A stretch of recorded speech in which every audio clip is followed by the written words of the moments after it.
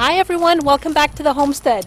I'm actually taking you guys on a field trip today because our chicks are here and they're actually a little bit early, but what we're going to do is we're going to stop at the feed store. I have their brooder ready, so it's all clean and ready for them, but I need to pick up some wood chips, also some feed, and then we're going to go to the post office and bring those babies home. Yay!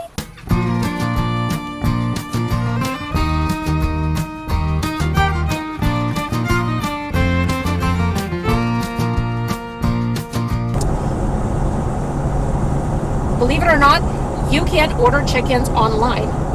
We actually order these from Ideal Hatchery. I'll put their information down in the description of this video. They're a local company here in Texas. We've had really good success with them, so we're happy to use them again. And when you order your chicks, you can usually request the date that you would like to receive them. Word to the wise, be ready a couple of days ahead of time because sometimes their chicks are just ready earlier and they'll send them to you. When you order your chicks online, you can expect them to arrive at your local post office. Most likely they will not be delivered right to your door.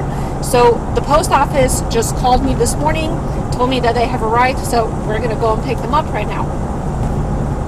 We've raised chickens many times in the past, but usually we're raising layers. We're raising them for eggs. We have not successfully raised meat chickens before. I say we didn't successfully raise them. We tried. They are totally different. Just personality-wise, we were not prepared for what we were getting into. So we didn't know how to feed them. They're fed differently from layer chickens. So according to the young man at the feed store, in order for these to truly be ready to be butchered at 8 weeks, which is our goal, they'll need to be started on turkey starter instead of chick starter. So we went ahead and purchased some turkey crumbles. Also, chickens don't have teeth, so the way that they break down their food and digest them is when they're free range, they're going to be eating little rocks, pebbles, things that they find in the ground to help them to chew up that food. These are going to be in a brooder when they first get started. So in order for them to really absorb all the nutrients out of that food, they need to be helped along a little bit. So we picked up some chick grit, and I'll set that aside for them. It's going to be separate from their feed. I don't want to mix it in their feed because they don't necessarily need it all the time. So I'm going to just set it with their feed, but in a separate container. So if they need it, they'll get it. If they don't need it, then they just won't eat it.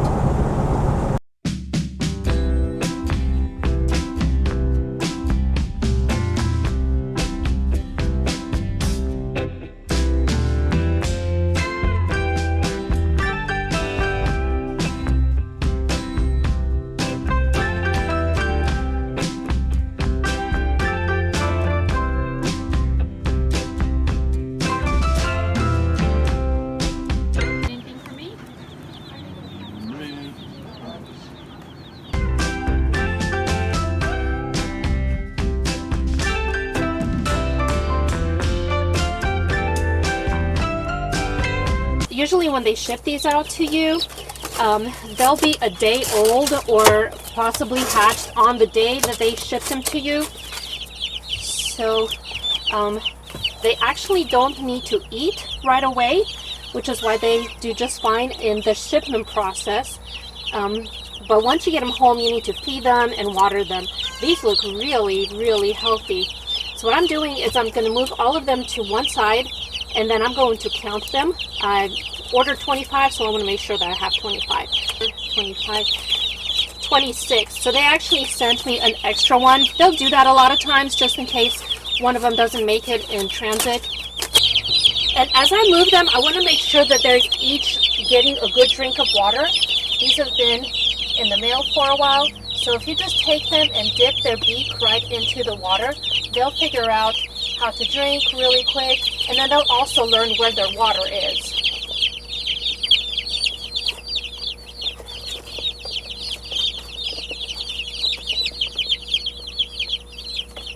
Look how cute they are.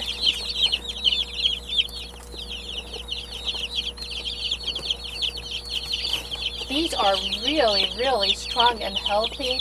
I actually wouldn't be surprised if these are a couple of days old, because they already have little feathers on their wings, but also it is a very fast growing breed, so it's possible that they were just hatched a couple of days ago. Look at how lively these little guys are. They're already scratching, looking for food. Some of them have already found their feeder. Alright, I was in a hurry to get these babies in here, so let me talk you guys through really quickly. This brooder, my husband John and I built last year.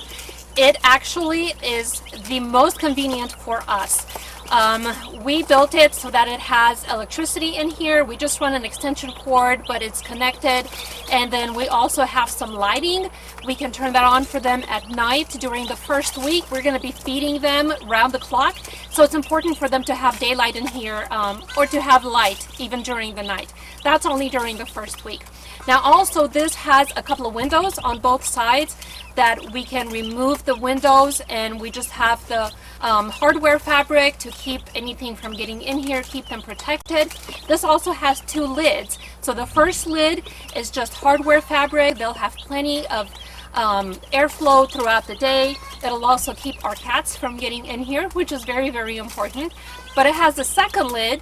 If it's raining, we'll close that second lid, or at night we'll close that one. And that one is does have a lock on it, but honestly, it is so heavy, I don't see any animal being able to break into it.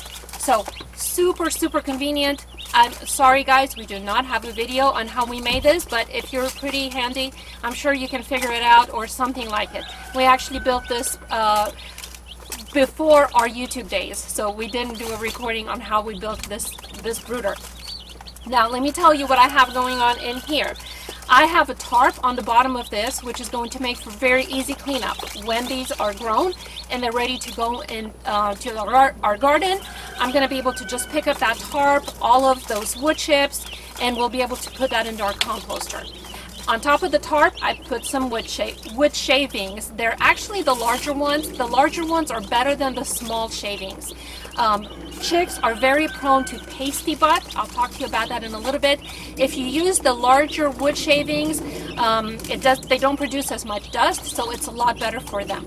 On top of the wood shavings, I sprinkled some DE powder. That'll keep away bugs. They're not damaging to the chicks. It actually helps them. So that's a wonderful thing to add to your brooder. Now, there are two different ways to keep your chicks warm. Baby chicks need to be kept at a temperature ideally between 90 and 95 degrees. Right now during the daytime, our temperatures are already there, so that's not a concern. But at night, it does drop in the 70s. Two ways to do that. One, you can get a heat lamp. We have used those before. I really don't like them. They're a little bit more hazardous. If that heat lamp falls on top of them, it can hurt them. If they get too close, it can get too hot. It's a little bit harder to really control the temperature. Our second option, which we've used this before, really, really loved it. It's this plate that you can adjust the height of it, and it really has just one temperature. It is the ideal temperature for them. Because you can adjust the height, you can also adjust so that the back is a little bit lower, the front is a little bit higher.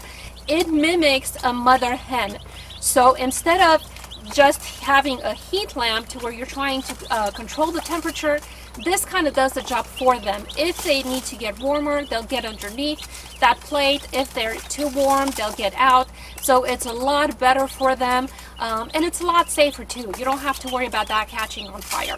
Also, on the bottom of the brooder, I placed just a rubber tray. This is like a shoe tray. I found it at Lowe's.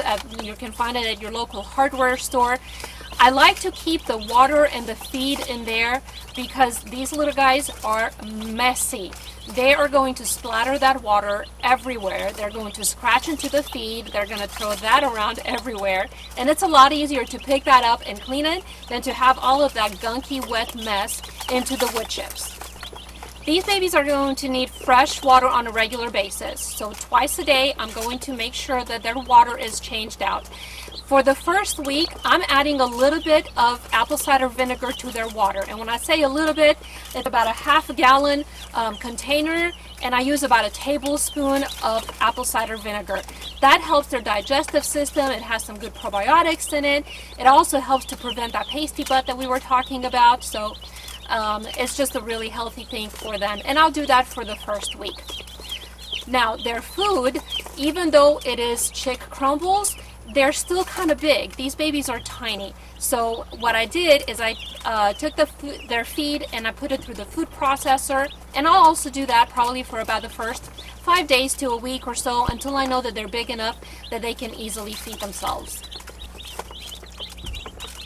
And as I mentioned before, I bought them some chick grits, so I have that in a separate tray for them in there. I have it set between their food and their water. I don't like their food and their water too close together because they'll scratch in the food. They're likely to get that inside the water, so I like to keep those a little bit separated. Now, I mentioned pasty butt to you guys. There's really no other way to say it. Chicks are very likely, especially when they're really young, in that first week, to have a little bit of diarrhea. Depending on their digestive systems, it's going to take them a little bit to get adjusted. You want to check their little hiney. If when they poop, that gets stuck, it can actually cake up and prevent them from being able to go to the bathroom.